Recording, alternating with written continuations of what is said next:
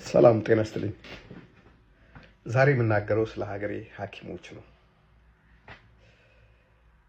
ሐኪም ማለት እንግዲህ ከሰው ልጅ ጤና ጋር የተያያዘ ስራ የሚሰራ ነው። እንግዲህ ለመኪኖች መካኒክ፣ ኤሌክትሪሻን የሚባል እንዳላቸው ሁሉ ለእኛ የሰው ልጆች ደግሞ ሐኪም የሚባሉ በተለያየ አይነት የሕክምና ዘርፍ ላይ የሚገኙ በጣም የተማሩ ሰዎች ናቸው። እንግዲህ ስራን አክብረን ስንጠራ የስራ ንጉስ፣ የስራ ሁሉ ክቡር ተብሎ የሚጠራው ሐኪምነት ነው። ዶክተር በል፣ ነርስ በል፣ ድሬሰር በል፣ ሌላውም ዘርፍ ላይ የሕክምና ዘርፍ ላይ ከሰው ጤንነት ጋር የተያያዘ ሙያ የሚሰሩ ሰዎች ከሁሉም ስራ በበለጠ ሪስክ ያለው ስራ የሚሰሩ ናቸው። ነፍስ ማዳን ነው የሚሰሩት። ስቃይ መቀነስ ነው የሚሰሩት። የምጥ ማዋለድ ነው የሚሰሩት። ህፃናትን ማዳን ነው የሚሰሩት። አረጋውያንን ከነበራቸው እድሜም ከፍ ብሎ እንዲኖሩ አንዳንድ ችግሮቻቸውን በመፍታት ህይወታቸውን ለስላሳ ለማድረግ ኑሯቸው ምቹ ለማድረግ የጤናቸው ላይ ትኩረት የሚያደርጉ ናቸው። ሙያ ነው። ሁሉም ሙያ ነው። አናጢም አናጢ ነው። ግንበኛም ግንበኛ ነው። አስተማሪ አስተማሪ ነው። ወታደር ነው። የሐኪም ግን ለየት ይላል። ሐኪም እኮ የሰው ልጅ ህይወት አንዴ ብቻ ነው የሚኖረው አይደለ? በምድር ላይ ያችን አንዴ የሚኖራትን ነገር እኮ እንዳያጣ የሚያግዝ ነው። ከእግዚአብሔር ጋር ደግሞ ጥበቦች ሁሉ ከእግዚአብሔር ናቸው። ሐኪምም ቢሆን ጥበብ የሰጠው እግዚአብሔር ነው። የሕክምና ትምህርት የሚማሩ ቢሆንም ረጅም ዓመት በትምህርት የሚያሳልፉ ቢሆንም የትምህርቱ ስርዓት ከእግዚአብሔር ጥበብ የመነጨ ነው። አንድ ሐኪም የሁለተኛ ደረጃ ትምህርቱን 12 ዓመት ተምሮ ከዛ 7 ዓመት እንደገና ተምሮ ሲባል ዝም ብሎ አይደለም። እንደሌላ ትምህርት አይደለም። ከባድ ትምህርት ነው። ጊዜህን፣ ሁኔታህን፣ ሁሉ ነገርን እርግፍ አድርገህ የምትማረው ትምህርት ነው። ሰው የማዳን ስራ ስለሆነ እንደ ቀልድ የምትሆነው አይደለም። ያን ሁሉ ለፍተህ ያን ሁሉ ሰርተህ ስራ ካጣ ሕክምና ተምረህ በጣም የሚያሳዝን ነው። አንድ ሰው ሕክምና ተምሮ ስራ አጣ ማለት በጣም የሚያሳዝን ነው እና አገር ሞቷል እንደማለት ነው። በሁለተኛ ደረጃ አንድ ሰው ሕክምና ተምሮ በተለይ ዶክተር ሆኖ ኑሮን ለመምራት ይቸገራል ማለት በጣም የሚያሳፍር ነው። ምክንያቱም የስራ ንጉስ ነዋ። የስራ ሁሉ የበላይ ነዋ። የስራ ሁሉ ቁንጮ ነዋ። ሁሉም ሰው እኮ ሐኪም መሆን ይፈልጋል አይደል? ግን ሐኪም መሆን የሚችሉት ጎበዞች ብቻ ናቸው። በትምህርታቸው ላቅ ያለ ችሎታ ያላቸው ሰዎች ናቸው። የ12ኛ ክፍል ፈተና ሲያመጡ ከፍ ያለ ውጤት ያመጡ ናቸው ወደ ሕክምና ዲፓርትመንት የሚሄዱት። አጥንተዋል። አንዳንዶቹ በኩራዝ ነው ያነበቡት። አንዳንዶቹ ኩራዝ ማጥቶ እሳት እያቀጣጠሉ ነው ያነበቡት። አንዳንዶቹ ደግሞ የታደሉት ከተማ የተወለዱት ደግሞ በመብራት ነው ያነበቡት። አንዳንዶቹ የጉልበት ስራ እየሰሩ ነው የተማሩት። አንዳንዶቹ ደግሞ ቤተሰቦቻቸው ደህና ስለሆኑ ነው የተማሩት። ሆኖም ግን ከፍተኛ ልፋት የሚጠይቅ ሙያ ዘርፍ ነው። እንዴት ይህን ሙያ የተማረ ሰው የገንዘብ ችግር ይገጥመዋል?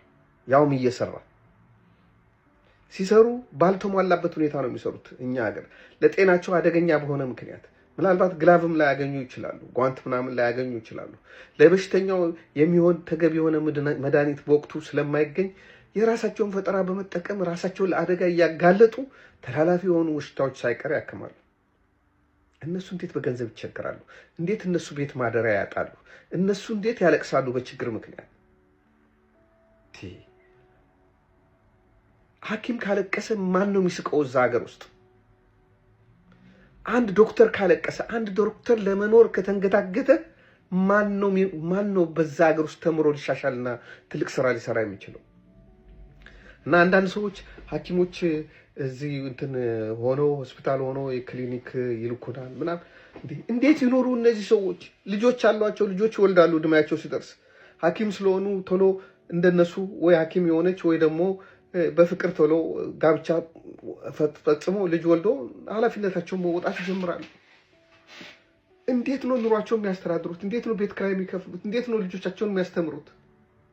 በዚህ ደሞዝ ማንስ ከነሱ ጋር የሚፎካከር አለ? ማንስ ለነሱ ብዙ ደሞዝ ተከፈላቸው ብሎ ከነሱ ጋር ሊቀናቀን የሚችል ማን ነው? እንዴት የሀገሬ ሐኪሞች እንደዚህ ይቸገራሉ? እንዴት አደባባይ ይወጣሉ ተራብን ታረዝን ብለው? እንደገና ይሄ ሲጠይቁስ እንዴት ነው አፋፋቸው የሚባሉት? ትውልድ እያፈራን ነው ወይ?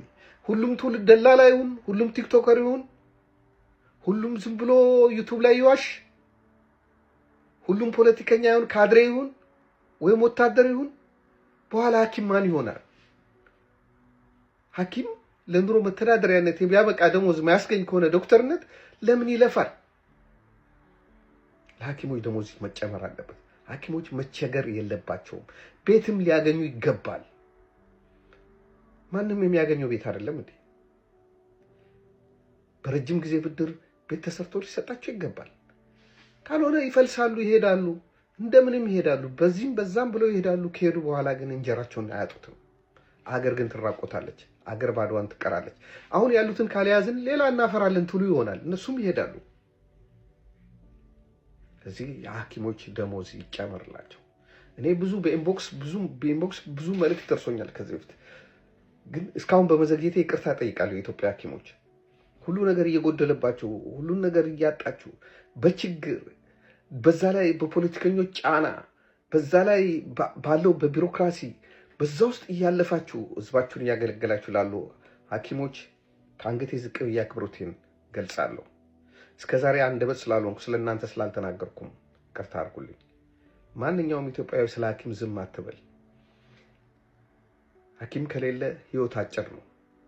እግዚአብሔር በጥበብ ያስነሳቸው ባለሙያዎች ናቸው። ተገቢ ክብርና ተገቢ ደሞዝ፣ ተገቢ የኑሮ ሁኔታ ይገባቸዋል ለማለት ነው። ስለ ሐኪሞች ዝም አንበል። ስላዳመጣችሁኝ አመሰግናለሁ። እግዚአብሔር ይስጥልኝ።